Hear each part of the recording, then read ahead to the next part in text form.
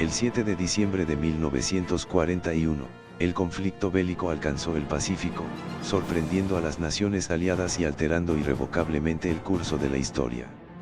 Al finalizar la primera semana de hostilidades, Pearl Harbor estaba envuelto en humo, cientos de soldados británicos habían caído en Malasia y Hong Kong, mientras que Filipinas y la isla Guam ya habían experimentado sus primeros enfrentamientos.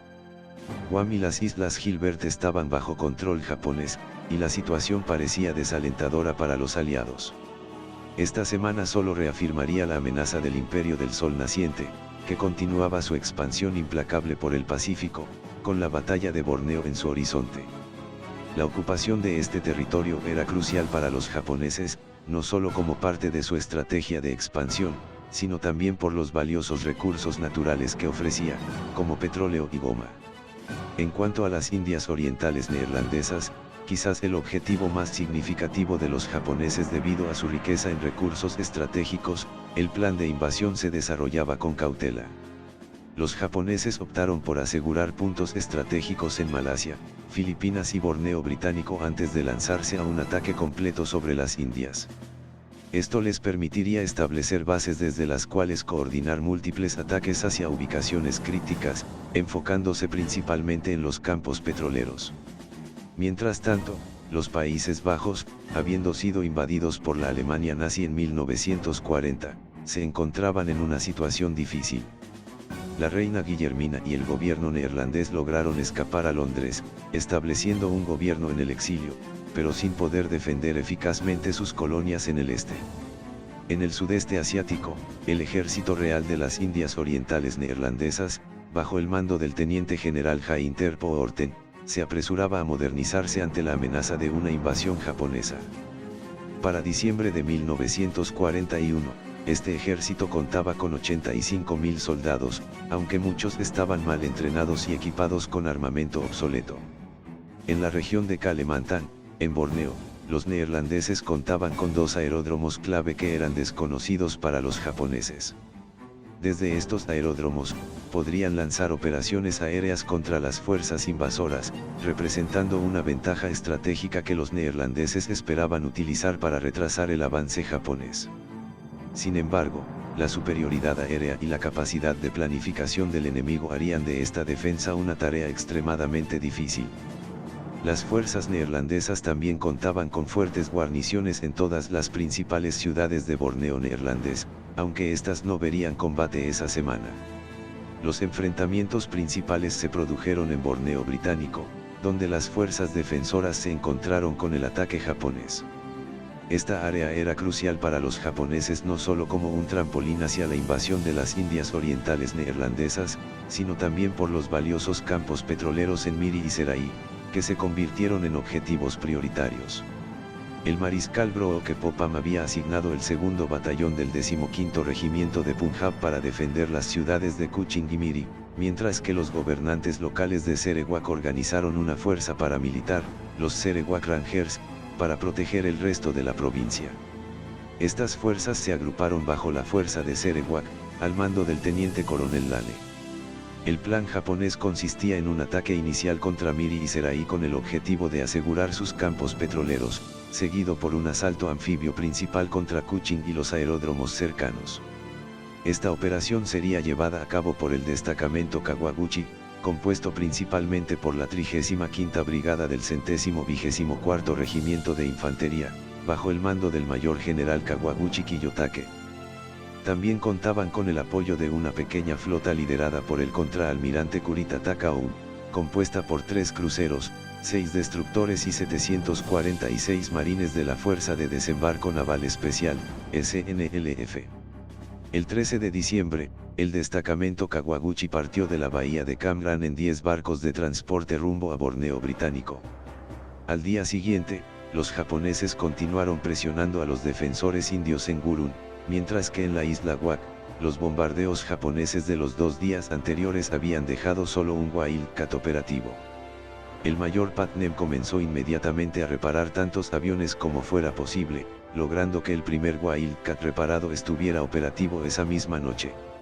El 15 de diciembre se produjo el primer combate importante de la semana, con el primer asalto japonés contra la isla de Hong Kong.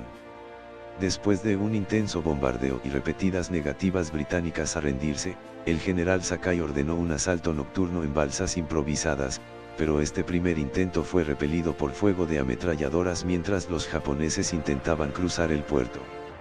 Mientras tanto, en Jamestown y Palmyre, después de un primer ataque por un submarino que regresaba de Pearl Harbor y que no causó mucho daño, un nuevo ataque fue lanzado por submarinos japoneses, causando serios daños a una central eléctrica.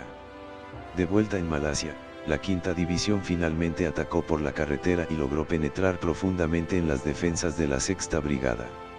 Esto llevó al general Murray Lyon a ordenar una retirada completa al sur del río Muda, continuando unos 30 kilómetros más al sur para establecer posiciones defensivas en el río Krian. Esta decisión no agradó al general Percival, cuyo objetivo era reducir la amenaza aérea sobre Singapur manteniendo a los japoneses lo más al norte posible, fuera del alcance de sus fuerzas aéreas. Sin embargo, no pudo evitar que sus generales retrocedieran ante la superioridad de fuego enemiga. Al día siguiente, 2 destacamentos de la 56ª División completaron los preparativos para llevar a cabo invasiones anfibias en Davao y las Islas Sulu, con la intención de asegurar un aeródromo en el sur de Filipinas y preparar futuros ataques en Borneo desde Honolulu. Los destacamentos estaban bajo el mando general del mayor general Sakaguchi Shiso, y partieron de Palau rumbo a Davao ese mismo día. Mientras tanto, en Borneo, el cuerpo principal del destacamento Kawaguchi desembarcó con éxito en Miri y Serai en las primeras horas del 16 de diciembre. Fueron recibidos con poca resistencia, lo que les permitió ocupar los campos petroleros y aeródromos sin dificultad. Los marines de la SNLF también desembarcaron en la costa cerca de Lutón y lograron ocupar su importante refinería de petróleo. Inmediatamente, los japoneses comenzaron a trabajar en la restauración de los campos petroleros capturados, mientras Kawaguchi preparaba sus fuerzas para el asalto principal a Kuching, del que hablaremos la próxima semana. Al día siguiente, sin embargo, el reconocimiento neerlandés desde Singkavan se enteró de la invasión japonesa y lanzó un ataque aéreo sobre Miri, aunque sin éxito. El 17 de diciembre, los japoneses también fueron golpeados por el terremoto de Chunpu, que causó considerables daños en Taiwán. En ese momento, parecía que Japón estaba luchando incluso contra la naturaleza misma. Al mismo tiempo, con los japoneses presionando ferozmente y derrotando a los defensores indios, el general Percival finalmente decidió ordenar una retirada general al sur del río Perak, tratando de mantener el control de la mayor parte posible del norte de Malasia. Aunque se dio cuenta de que las 2 divisiones indias estaban gravemente superadas en armas, no pudo enviar la 8ª división australiana lejos de Youe por miedo a una posible invasión naval japonesa que pondría en peligro toda su defensa de Singapur. En su lugar, la 9ª división india recibió la orden de defender el aeródromo de Kuantan y el flanco oriental de Murray Lyon, mientras que la maltrecha 11ª división india reorganizó 2 de sus brigadas en una sola y reforzó la 12ª brigada. La retirada también significó el abandono de la isla de Penang, uno de los principales asentamientos británicos en Malasia. Pero antes de que fuera abandonada, los británicos evacuarían a toda su población europea, dejando a los habitantes locales a merced de los japoneses, algo que los perseguiría después de la guerra. Mientras tanto, a pesar de los intensos bombardeos aéreos en los últimos 2 días, los defensores de la isla Wak lograron recuperar otro de sus Wildcats. Y en Hong Kong, los japoneses se dieron cuenta de que ahora estaban listos para su asalto principal a la isla. En los últimos días, habían construido suficientes botes para el cruce y habían destruido la mitad de las casamatas entre North Point y el estrecho de Liemun, dejando una nube de humo negro denso sobre el área que les proporcionó la cobertura perfecta para un ataque. Aún mejor, el general Maltby esperaba que atacaran nuevamente a través del puerto Victoria, por lo que la zona estaba ligeramente defendida. El general Sakai entonces planificó un asalto anfibio en 2 frentes, con 2 regimientos embarcando desde el aeropuerto Kai Tak hacia los muelles Taiko y con otro cruzando el estrecho de Liemun hacia Saiwán. En la noche del 18 de diciembre, comenzó el cruce, que se completó a mitad del camino sin ser detectado y con éxito unas horas después. Temprano en la mañana del 19 de diciembre, la 38ª División japonesa ya había superado a los debilitados defensores Rajput, capturando varios puntos clave a lo largo de la costa. En respuesta, Moltke estableció una nueva línea defensiva en la Tenil e intentó reforzar el centro de la isla lo más rápido posible, pero ya era demasiado tarde, ya que los japoneses rodearon el paso Bonnechon después de unas pocas horas de combate. Allí, los defensores británicos resistieron ferozmente, pero su intento de escapar fracasó, y fueron abatidos por fuego de ametralladoras a través del paso. Moltke rápidamente apresuró a sus tropas para contraatacar, pero la operación fue muy mal planificada y ejecutada, aunque los defensores británicos lograron increíblemente acercarse a Bonnechon. A pesar de sus mejores esfuerzos, la superioridad en el poder de fuego de los japoneses los obligó a retirarse al final. Con la caída del paso Bonnechon, el centro de la isla quedó firmemente bajo el control de los japoneses, y pasarían el día siguiente consolidando su control sobre el área antes de lanzar su ataque principal contra la ciudad Victoria. La situación se veía grave para Moltke, y solo podía intentar reorganizar sus fuerzas dispersas y debilitadas para montar una defensa limitada de la capital colonial. No te olvides de revisar nuestro video sobre la batalla de Hong Kong si quieres una visión más detallada de los eventos de la batalla, sabemos que no te decepcionará. Mientras tanto, en Miri, los invasores fueron sometidos a 2 ataques aéreos holandeses más en los últimos 2 días, que no lograron infligir grandes daños a los japoneses, aunque uno de los hidroaviones holandeses logró hundir exitosamente el destructor Shinonome, matando a sus 228 tripulantes. Y en el último día de la semana, los defensores estadounidenses en Wak recibirían grandes noticias, ya que un PBY aterrizó en la laguna y les informó que ya estaba en camino una expedición de socorro. El 10 de diciembre, el almirante Kimmel había creado la Fuerza de Tarea 14 bajo el mando del contraalmirante Frank Fletcher, compuesta por 3 cruceros pesados, 8 destructores, el portaaviones Saratoga, el escuadrón VMF 221 y 210 marines del 4º Batallón de Defensa. Partirían de Pearl Harbor el 15 de diciembre, dirigiéndose lo más rápido posible para reforzar a los defensores en Wak.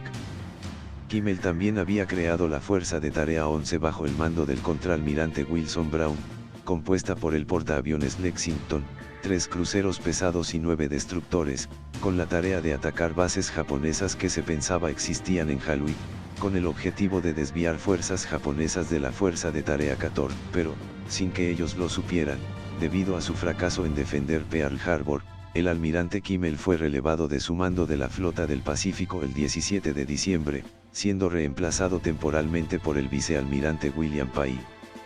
Pai tenía sus reservas sobre la expedición de socorro, pero permitió que continuara por el momento, aunque el 21 de diciembre finalmente decidió retirar ambas fuerzas de tarea de regreso a Pearl Harbor.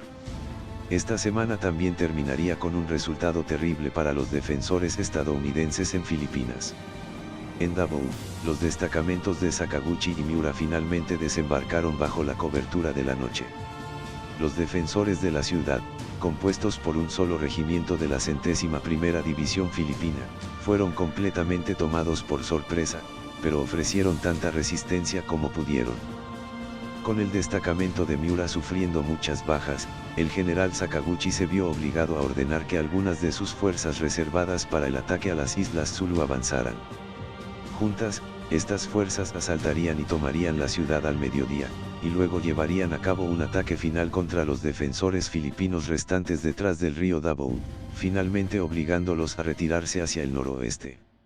Al llegar a Davao, los soldados japoneses fueron recibidos con entusiasmo por la considerable población japonesa de la ciudad, liberándolos de los almacenes en los que habían sido detenidos al comienzo de la guerra. Mientras el maltratado destacamento de Miura se quedaba para guarnecer Davao y continuaba con la liberación de los habitantes japoneses, el destacamento de Sakaguchi se prepararía para continuar hacia Honolulu en las Islas Sulu y luego hacia Tarakan en Borneo holandés.